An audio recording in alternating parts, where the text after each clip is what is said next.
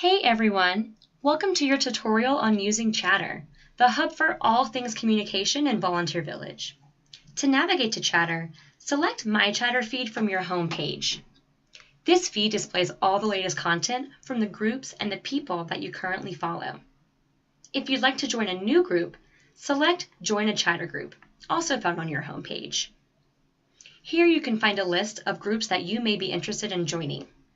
Every EWB USA chapter has their own group, but keep in mind, some are private and you will need to request to join. You can also search for groups by using the search bar at the top of the page. To post in a group, scroll to the top of your feed, write your content,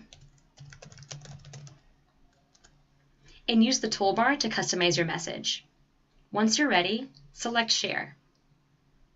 You can also like, comment, and share posts that have been made by others.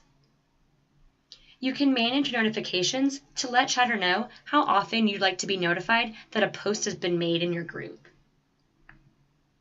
And there you have it. Thank you for listening.